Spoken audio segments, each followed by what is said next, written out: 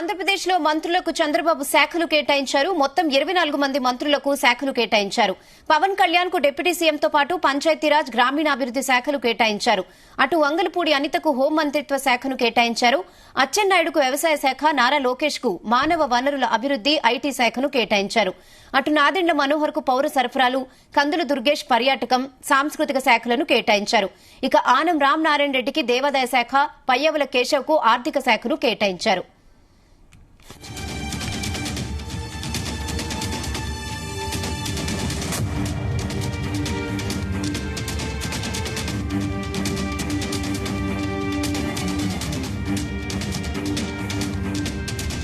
ఇదే విషయంపై మరిన్ని అప్డేట్స్ నరేందర్ అందిస్తారు. నరేందర్, రైట్ రేనా, మొన్న నారా చంద్రబాబు నాయుడు ఆంధ్రప్రదేశ్ ముఖ్యమంత్రిగా బాధ్యతలు చేపట్టిన తర్వాత ఆ రోజు 24 మంది మంత్రులు కూడా ప్రమాణ స్వీకారం చేశారు.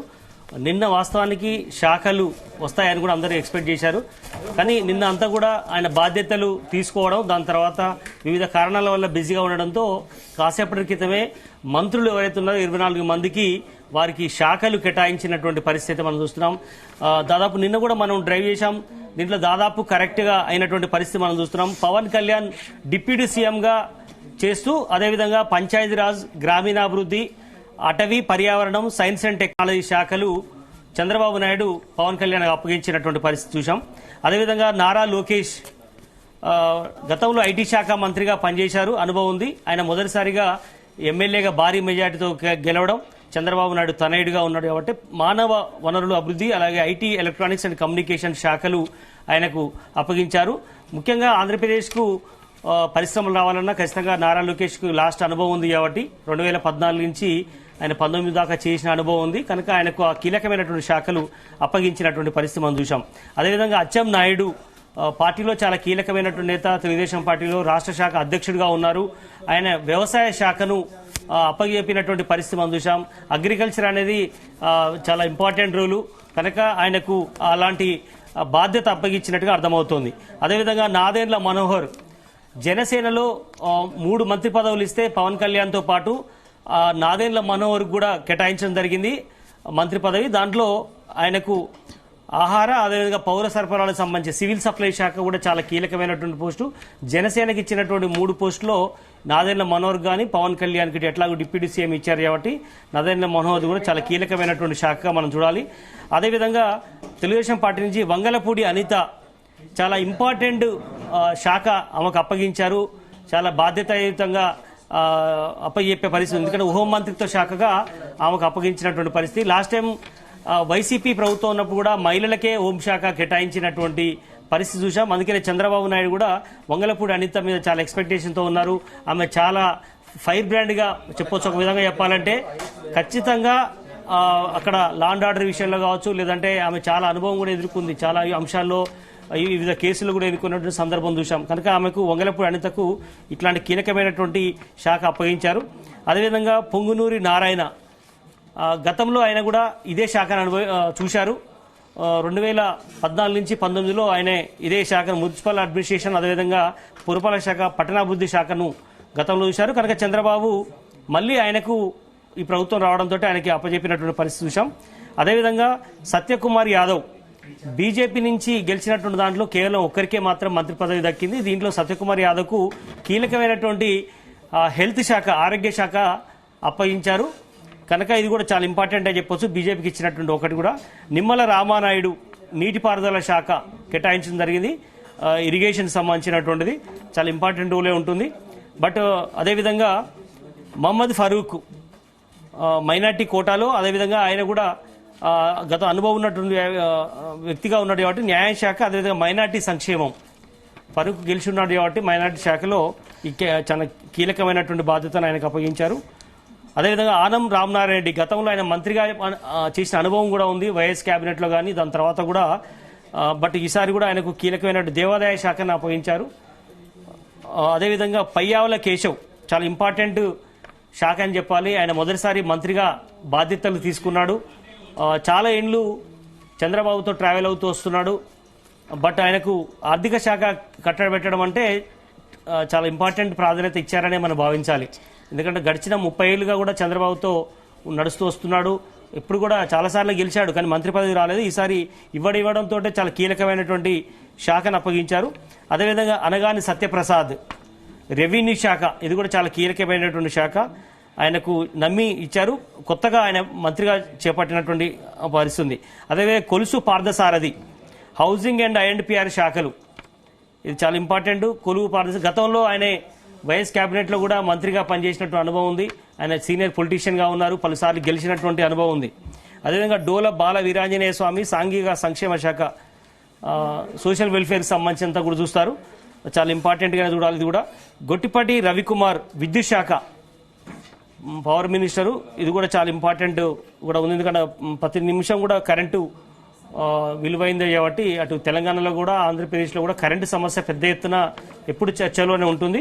విద్యుత్ శాఖ పైకిప్పినట్టు పడుతుంది. అదేవిధంగా కందుల దుర్గేష్ పర్యాటకం, టూరిజం అండ్ సాంస్కృతిక కల్చరల్, ఈ రెండు కూడా వాస్తవానికి పవన్ కళ్యాణ్కి ఇస్తారని కూడా అనుకున్నారు.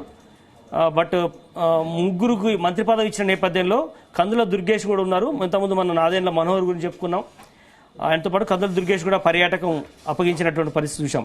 అదేవిధంగా గుమ్మడి సంధ్యారాణి స్త్రీ శిశు సంక్షేమం గిరిజన సంక్షేమ శాఖలు, వాస్తవానికి మహిళలకు స్త్రీ సంక్షేమం గిరిజన ఇవి ఉంటాయి. గిరిజన సంక్షేమ శాఖ అనేది అదనంగా ఇచ్చినటువంటి పరిస్థితి. బీసీ జనార్దన్ రహదారులు అదేవిధంగా భవనాల శాఖ అప్పగించారు. టీజీ భరత్ ఇండస్ట్రియల్ సంబంధించినటువంటిది, టీజీ వెంకటేష్ తనయుడినే పరిశ్రమల శాఖ, ఇండస్ట్రియల్ అనేది చాలా ఇంపార్టెంట్ ప్రాధాన్యత ఉన్నటువంటి వ్యక్తి కేటాయించడం జరిగింది. అదేవిధంగా ఎస్ సవిత బీసీ సంక్షేమం హ్యాండ్లూమ్ అండ్ టెక్స్టైల్ సంబంధించినటువంటి శాఖను అప్పగించినటువంటి పరిస్థితి ఉంది. అదేవిధంగా పాసిశెట్టి సుభాష్ కార్మిక, అలాగే insurance medical services ESI related కానీ మెడికల్ సంబంధించినటువంటి దాంట్లో వాసంశెట్టి సుభేష్కు కేటాయించడం జరిగింది. ఎక్కువ లేబర్ డిపార్ట్మెంట్కి సంబంధించిన అంశాలు, కార్మికుల సమస్యలు, ఇట్లాంటి అంశాల మీద కొండపల్లి శ్రీనివాస్కు పట్టుందనే ఉద్దేశంతో చంద్రబాబు అప్పగించినటువంటి పరిస్థితి మనం చూసినాం. అదేవిధంగా మండిపల్లి రామ్ ప్రసాద్ రెడ్డి ట్రాన్స్పోర్టు, యువజన, క్రీడలు, స్పోర్ట్స్, ఈ మూడు కూడా చాలా కీలకమే. ట్రాన్స్పోర్టు, క్రీడలు, యువజన, స్పోర్ట్స్, రవాణా వేర్వేరే శాఖలు ఉంటాయి. ఇవన్నీ కూడా కమాండ్ చేశారు మండపల్లి రామప్రసాద్ రెడ్డికి. కనుక మనం చూడవచ్చు టోటల్గా 24 మంత్రులకు సంబంధించినటువంటి కీలక శాఖలన్నీ కూడా చంద్రబాబు నాయుడు ఇచ్చినటువంటి సందర్భం. అయితే కేవలం ఆయన దగ్గర లా అండ్ ఆర్డర్ సంబంధించినటువంటిది మాత్రం ఆయన దగ్గర పెట్టుకున్నారు. బట్ చూడాలి భవిష్యత్తులో ఇంకెట్లాంటి వీళ్ళకి అదనంగా చేస్తారు అని చూడాల్సిన అవసరం ఉంది. మధ్యలో ఏమైనా మారుస్తారా, ఇవన్నీ మన భవిష్యత్తు తెలియ అవకాశం. ఇప్పుడైతే చాలా ఇంపార్టెంట్ రోలు జనసేనకు సంబంధించినటువంటి శాఖలు, జనసేనకు సంబంధించినటువంటి వ్యక్తులకైతే ముగ్గురికి అప్పచెప్పినటువంటి సందర్భం. బీజేపీకి సంబంధించినటువంటి వాళ్ళకి ఆరోగ్య శాఖ కేటాయించారు. మిగతా అన్ని కూడా కీలకమైనటువంటి శాఖలు చంద్రబాబు వాళ్ళ దగ్గర కొన్ని అయితే ఉంచుకోవడం జరిగింది. బట్ ఏదైనప్పుడు కూడా పొత్తులో భాగంగా కూటమిలో బీజేపీకి కానీ అదేవిధంగా జనసేనకు కూడా మంచి పోర్ట్ఫోలియోలే దక్కాయని కూడా మనం చెప్పాల్సిన అవసరం ఉంది. రేనా నరేందర్, ఇక్కడ మనం చూసుకుంటే పవన్ కళ్యాణ్ కి 5 శాఖలు కేటాయించడం జరిగింది. Panchayati Raj, rural development, rural water and పర్యావరణం, ఫారెస్ట్, సైన్స్ అండ్ టెక్నాలజీకి సంబంధించి 5 శాఖలు కేటాయించారు, అంటే ఒక జనసేన పార్టీ చీఫ్ కి. సో దీనిపై టీడీపీ ఏమైనా అసంతృప్తిగా ఉంటుందా, ఎలా చూడాలి దీన్ని? మనం ఖచ్చితంగా చెప్పుకోవాలి. ఎందుకంటే జనసేన కూటమి ఏదైతే టీడీపీ కావచ్చు, జనసేన, బీజేపీ మూడు కూడా కలిసి ఈసారి 175లో 11 స్థానాలు మినాయించి వైసీపీ నుంచి మిగతా మొత్తం కూడా టీడీపీ క్లీన్ స్వీప్ చేసినటువంటి పరిస్థితి చూసాం. కనుక పవన్ కళ్యాణ్కు ఉన్నటువంటి ప్రాధాన్యత ఏందో చంద్రబాబు గుర్తించాడు. ఎందుకంటే స్ట్రైక్ రేటు మనం చూస్తే 21 సీట్లలో జనసేన పోటీ చేస్తే 21కి 21 ఎమ్మెల్యే సీట్లు గెలుచుకోవడం అంటేనే పవన్ కళ్యాణ్కు ఉన్న పవర్ ఏందో చంద్రబాబుకు అర్థమై ఉంటుంది. అందుకనే మనం చెప్పుకోవాలి, ప్రస్తుతం ఆయనకి ఇచ్చినటువంటి శాఖలన్నీ కూడా కీలకమైనవే. ఇప్పటికే డిప్యూటీ సీఎంగా ఊహించినట్టుగానే ఇవ్వడం జరిగింది. మీరు చెప్పినట్టుగా పంచాయతీరాజ్ కావచ్చు, గ్రామీణాభివృద్ధి కానీ, అటవీ, పర్యావరణం, సైన్స్ అండ్ టెక్నాలజీ, ఇవన్నీ కూడా 4-5 శాఖలు చాలా కీలకమైనటువంటి శాఖలే.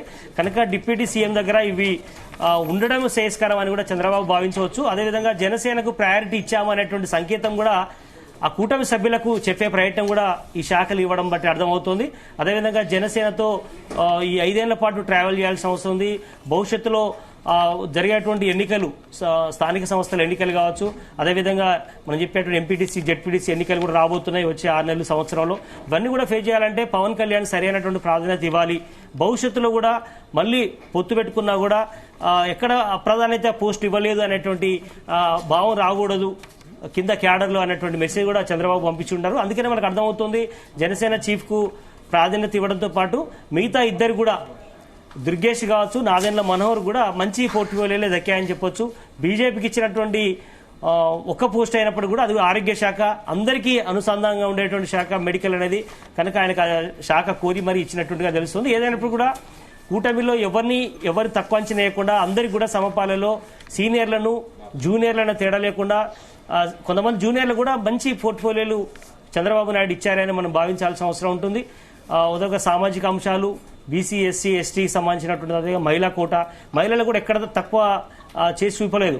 ఏకంగా హోంశాఖ మంత్రిగానే అనితకి ఇచ్చినటువంటి సందర్భం అంటేనే అర్థమవుతుంది ఖచ్చితంగా చంద్రబాబు అన్ని ఈక్వేషన్ దృష్టిలో పెట్టుకుని సరి అయినటువంటి ప్రాధాన్యత ఇచ్చారని భావించాలి. రేనా ఓకే, అలాగే ఇక లోకేష్ చూసుకుంటే విద్యాశాఖ, ఐటీ రెండు కూడా చాలా ఇంపార్టెంట్ అండ్ పవర్ఫుల్ శాఖలుగా చెప్పుకోవచ్చు. సో దీన్ని ఎలా చూడాలి? ఎగ్జాక్ట్లీ, నారా లోకేష్ వాస్తవానికి డిప్యూటీ సీఎం అవుతారని కూడా కొంతమంది స్పెక్యులేషన్స్ వచ్చాయి. కానీ పవన్ కళ్యాణ్ ఎప్పుడైతే ఈ కూటమి పెట్టుకున్నారో ఖచ్చితంగా నారా లోకేష్కి ఇవ్వరు, ఖచ్చితంగా పవన్ కళ్యాణ్కే ఇస్తారనేటువంటి ప్రచారం మనకు రిజల్ట్ వచ్చినప్పటి నుంచి అర్థమవుతుంది. అనుకున్నట్టుగానే పవన్ కళ్యాణ్కి ఇచ్చారు. కానీ నారా లోకేష్ ఒక దశలో అన్నారు రెడ్ బుక్ వ్యవహారాలు చూస్తారు,